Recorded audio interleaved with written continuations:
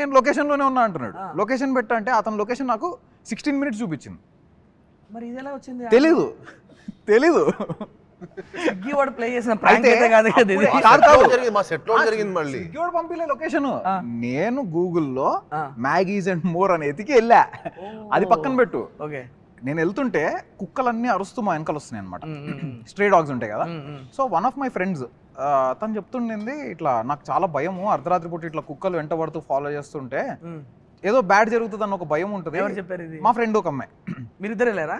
మేము నలుగురం వెళ్ళాం. Okay okay. సో మా ఫ్రెండ్ చెప్తుందన్నమాట, ఇట్లా తను కెనడాలో ఉంటుంది, తను ఇండియాకి వచ్చింది. సో వెళ్తుంటే నాకు కొంచెం భయము ఈ కుక్కలన్నీ ఇట్లా ఫాలో చేస్తుంటే. అంటే ఎందుకు అంటే లాస్ట్ టైం ఇలా కుక్కలన్నీ ఫాలో చేస్తూ ఒక రోజు అయినప్పుడు నేను మా ఫ్రెండ్తో వచ్చాను, నన్ను డ్రాప్ చేసి అతను వెళ్తుంటే అతను చనిపోయాడని చెప్పింది. ఓకే మా ప్రామిస్ మా, నువ్వు నమ్మకపోవచ్చు, ఇది నిజంగా చెప్తున్నా.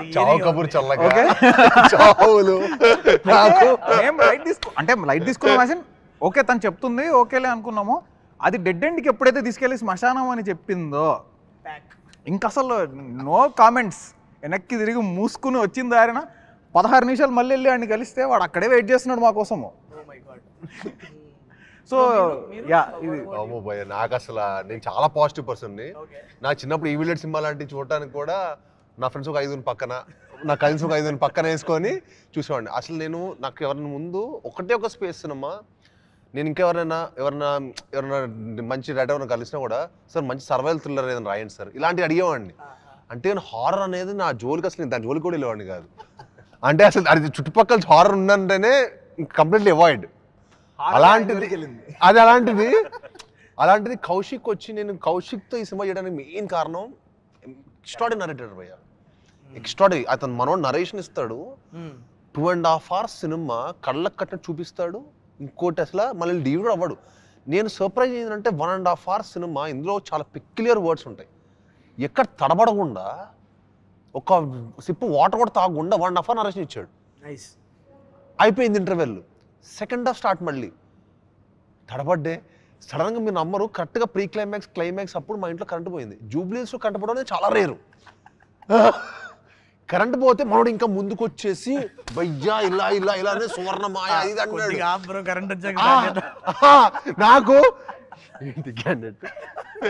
నాకు మనోడు డెడికేషన్ ఎక్కడ నచ్చిందంటే, నేను టైసన్ షూటింగ్లో కలిసాడు నన్ను. నేను రేపు నెక్స్ట్ డే యూఎస్ వెళ్తున్నా. సో నెక్స్ట్ డే యూఎస్ వెళ్తున్నాను బ్రదర్, వచ్చాక వింటాను మీరు నరేషన్ అన్న. ఇంకా 20 రోజులు నాతో ఫాలోఅప్లో ఉన్నాడు. డెడికేషన్ అసలు భయ్య ఎప్పుడు వస్తున్నారు ఏంటి ఇది అనే డెడికేషన్ అంతా బాగా నచ్చింది. క్యాండిడేట్ బాగా డెడికేటెడ్గా ఉన్నాడు.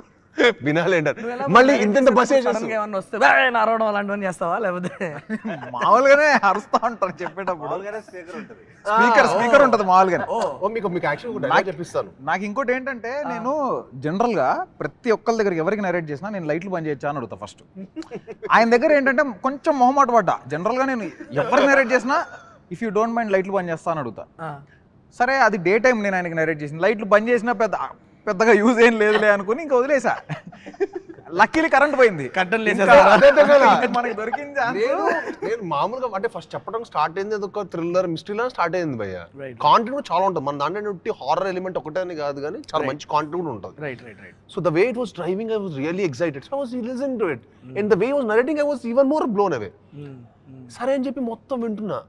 క్లైమాక్స్ అయిపోతే నాకే భయం వేస్తుంది, మనం బయట చెప్పకూడదు మనం భయపడుతున్నాం అని. మ్యాచ్ అవ్వదు, కొన్ని నమ్మేయాలి డూడ్ అంటే కూడా లేదు.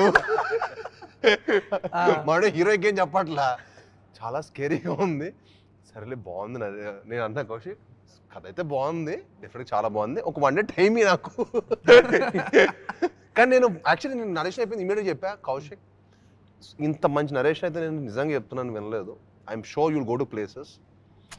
But I want to see myself whether I can do it or not. తప్పించి ఈ సినిమా నువ్వు చేస్తే మటుకి 100% 200% బ్లాక్ బస్టర్. 1 day టైం తీసుకున్నారా? అదే నేను చేయడానికి అంతే. ఎక్స్ట్రాడనరీ కథ అని ఇంకా నెక్స్ట్ డే ఇంకా వి స్టార్టెడ్ యు నో.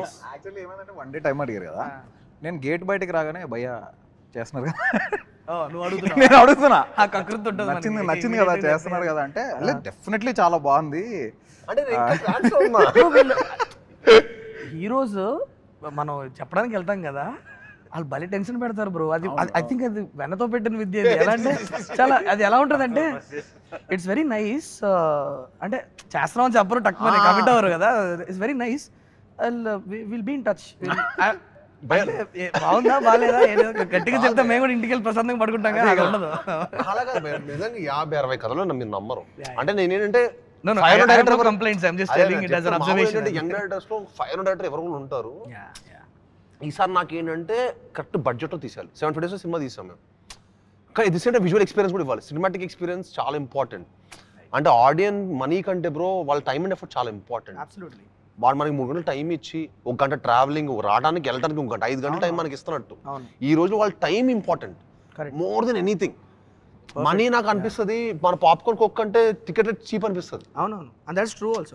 దాని గురించి చాలా ఆర్గ్యూ చేస్తూ ఉంటారు కానీ బట్ ఐ ఫీల్ యూనో అక్కడ మనకు పాప్కార్న్ ఇంకా కోక్ ఎక్స్పెన్సివ్ అనిపిస్తుంది ఆ 2 కొంటే కూడా, ఒక 4 ఫ్యామిలీతో వెళ్తే. Right, true. సో వాళ్ళు టైం ఇస్తున్నారు కదా మనకి 5 గంటలు, వాళ్ళు యూటిలైజ్ చేసుకోవాలి. అవును. సో ఒక సినిమాటిక్ ఎక్స్పీరియన్స్ అది ఎలా ఇస్తాం, ఒక విజువల్ గానో సౌండ్ గానో ఇలానే ఇవ్వాలి. సో నేను థ్రిల్లర్ ఇలాంటి స్పేస్లో ఏదో వెతుకుతున్నా ఉన్నా. మనోడ హారర్ ఎలిమెంట్తో పాటు థ్రిల్లర్ చెప్పడం నాకు భలే ఎగ్జైట్ అయ్యా. Now I thought this film can actually we can. నేను కౌశిక్ ఏంటంటే కౌశిక్ నువ్వు ఆల్రెడీ మంచి కథ చేసుకున్నావు, సూపర్ ఎమోషన్స్ ఉన్నాయి, టెన్షన్ పడాల్సిన అవసరం లేదు, పెద్దగా ఆలోచించు, కమాన్ థింక్ బిగ్. ఇదే డైలాగ్ అనమాట. మనోడికి అర్థమయ్యేది కాదు. గ్రాండ్ గా ప్రెజెంట్ చేయాలి అంటే అర్థం కావట్లేదు ఈ క్యారెక్టర్ ఏంటి, హీరో వస్తాడు ప్రతిరోజు పెద్దగా ఆలోచించి ఏం ఆలోచించాలి ఇంకా ఏమన్నా కరెక్షన్స్ చెప్తారా అంటే ఏ రోజు స్క్రిప్ట్ సైడ్ కానీ నువ్వు ఇలా చేయాలి, విజువలైజేషన్ పెద్దగా ఉండాలి.